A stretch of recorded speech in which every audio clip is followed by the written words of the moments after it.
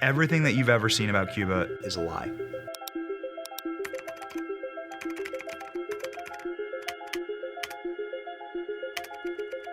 So when Benny first gave us the news that we're going, I think we all got excited. So I started doing a lot of research. I was looking online, and all I saw was a beautiful country. Very colorful photos with all the classic American cars. To know that this is a socialist country, the pieces didn't quite fit to me. We're supposed to say socialism sucks, but how are we gonna show that if socialism doesn't actually suck? All I can see about Cuba is as this gorgeous Caribbean wonderland. Nothing in American establishment or corporate media will prepare you for what you are about to see when you land in Cuba. It's all lies, all of it. It's communist propaganda, what you see about Cuba.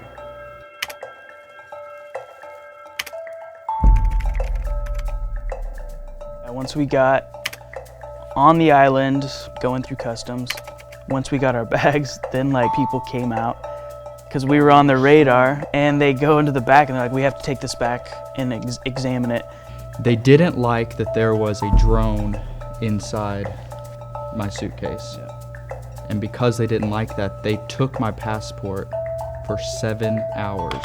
Emotionally, it went from like, what is this place, when we were in the line, to like getting angry, to like getting pretty furious and just like, screw this place, to then just kind of like, after hour 5, you're just like, Stockholm syndrome, like, okay, I guess I speak Spanish and live in Cuba now. And you're just like, whatever happens, happens, and you're just kind of like submitting to this terrible process. When we left the airport, after 7 hours, I think we thought, the worst is behind us, and we could not have been more wrong. To see everything online prior, this was like a wake-up call. That's when we started to realize that Cuba sucks. So let's do a list of things you can't get in Cuba. Like regular things that you can't get in Cuba. Water. Couldn't find water. Gas. Can't find gas. Chicken. Food. We can't find gas. There's no gas available. Every gas station we go to, shut down. Day 2, trying to get gas. We're in the biggest city in the country. We're in the most modern city in the country. And this is the beginning of the line to get gas. Here we go.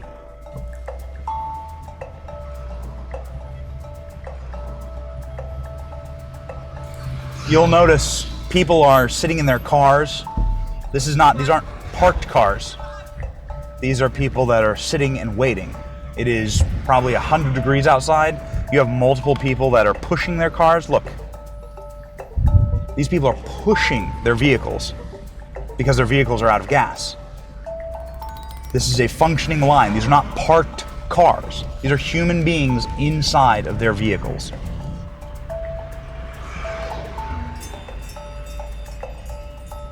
They're pushing the cars. They're eating lunch. Here we go.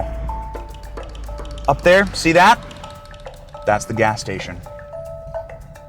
And so what we ended up doing was cheating the system. And a guy pops his head into my car door and says, my name is Stalin. We don't actually know much about Stalin. We don't know anything about Yeah. Stalin. Literally, we come home and Benny came and we meet him outside. It was like, hey guys, meet Stalin. He's gonna take me to go get gas. And then he gets in the car and you're like, see you guys, and we're like, Benny's gonna die. Yeah. That's the last time we'll see him. Literally, Thanks, Stalin. So here's Stalin hustling me. I genuinely lost weight in Cuba. Like, I genuinely came home roughly 8 pounds lighter. The food looked like a child made it. Yeah, it looked like your kids made you a meal on Father's Day. That's all they have. They just get what the government delivers them every day. I think we decided to go grocery shopping because the food was trash and we can't get anywhere, so we'll just go to the grocery store.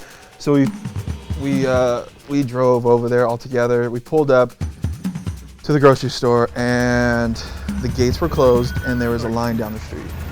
This is insane. All of a sudden the guards come to the gate and they open the gate. And that's when, I've never seen this before, but everyone swarmed.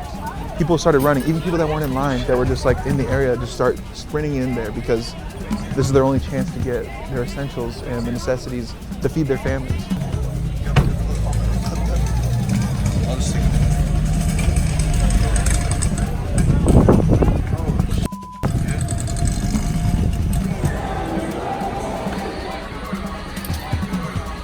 So I really hope that you like Conchita mango marmalade because we have a whole aisle of it. Here in Cuba, you can get an individually wrapped hamburger, and that's as fresh as the meat actually gets. Oh, this one's all melty. But my God, can you get a lot of the exact same brand of garbanzo beans?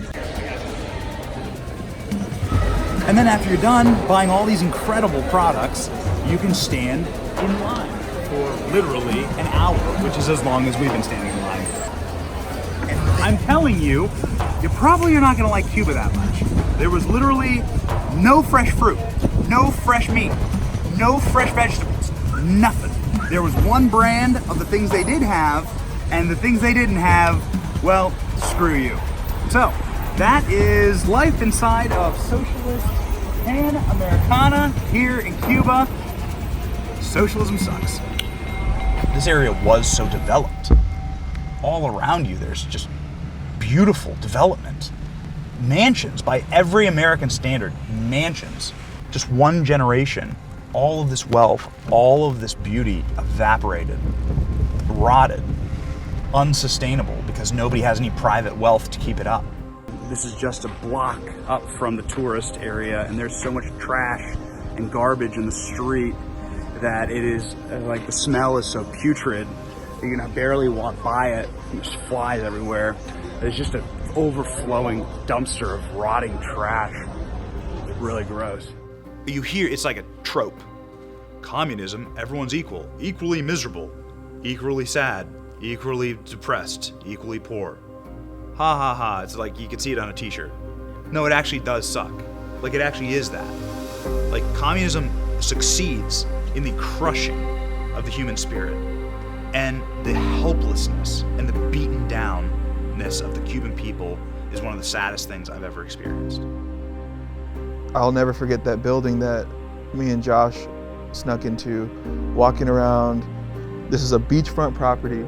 And it looked like a war zone. It looked like a bomb had hit it. Walk inside, you can see 2 stories down because the floors are blown out. Same thing upstairs, just crumbled. When I went back outside, I noticed that there's fresh laundry and people inside these buildings, they are still living in this building, and I will never forget that. That, to me, is just like, you cannot tell me that socialism works. Look around you. The effects of socialism are everywhere. Crumbling infrastructure and disgusting living conditions. That is what socialism has brought to Cuba. Maybe the socialists in America should take a short trip, a short 90-mile trip, and come here and say they want this in America. It was like going through ruins. The horrific thing is that no one is living in the Pantheon right now. Like, no one lives in the Acropolis. It's a ruin. These are ruins that people are living in. Socialism is popular in America now. What do you think of socialism? It's very popular. Yeah. Wow. But now for us, no, it's good. For Cuban people now, Not good? no, my friend, no, it's possible petroleum, Yeah. nothing. For this, the people, no, it's possible go for the walking. Listen to me. Uh-huh. My country is very because everything problem here. Don't have petroleum for bus and Cuban, for car, for drive, for nothing. You understand? My country is very A rec center that looks like this would be completely condemned, but this is a functional rec center in Cuba. There's kids playing soccer right over here. This is the reality of what happens when you have capitalism that goes to socialism. And the people who suffer under this are honestly the kids, because this is where they have the play. It sucks. And it pisses you off too, because the people there, the people of Cuba are some of the nicest people I've ever met. So watching them live in turmoil, watching them live in ruins, actually kind of like pisses you off. And these people don't know any better. Their families have been there for generations. But it'll actually piss you off to see really great people, friendly people, welcoming, warm people, subjugated to living in trash.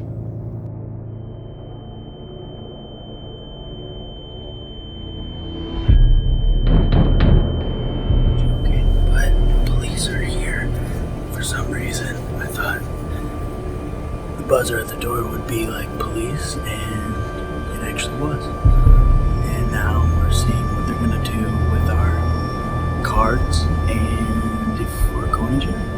You hear the buzzer ringing, like it continues to ring, it continues to ring, it continues to ring. We were joking. Because it woke us up and we were like, I was like, it's the cops. And then our translator comes in, he's like, it's the cops.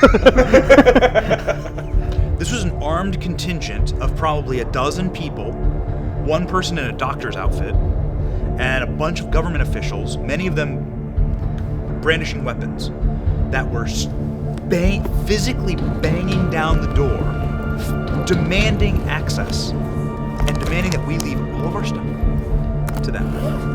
And so I got on the phone with the embassy. The guy says, get here now. All right, let's get the out of this country. So, what did she tell you? So, the maid, while we're leaving, was freaked out, just absolutely freaked out. The government officials knocking down her door. She fears for her own safety, for her going to jail. And let us know clearly that's not something that happened. I hope this is the last time we have to deal with the country of Cuba. Like the embassy staff was very sweet, talking with us, like personally meeting with us. Yeah, he came around. Very sweet. But the embassy staff came out and said something horrific, and something that was probably the scariest thing said to me in all of Cuba, which is, I can't help you. Like, when you guys are out there, I can't help you. He didn't want us to be in that situation, so the guy leaned in and essentially said, I'm asking you, leave the country. So we booked that flight, we changed that flight, we were out, and within 2 hours, we were at the airport, gone. We are at the airport in Havana, leaving Havana a day early. That is how our Cuba trip ends, with some more awesome government. It's heartbreaking that that's just a reality for the Cuban people. They don't know natural rights. Even more so heartbreaking is that there are Americans here that would have that governance brought here. I felt like that experience was the front lines of what communism really is. And it's not even, we didn't even see the worst of it, but just we had a fraction of that, and to see it firsthand and to realize that's what people are like wanting to bring to America. Seeing everything on social media and online about Cuba and it looking so amazing, then to see the harsh reality of Cuba is just, I don't get it. I don't get why that's all you see. This is what it's like to live without a U.S. Constitution. It is the rights and the vibrancy and the ability to have a First Amendment right to just say what you want, gone in Cuba. Second Amendment right, gone in Cuba. Third Amendment, Fourth Amendment, you have no rights. And it was, my takeaway is that I have never been happier to be an American.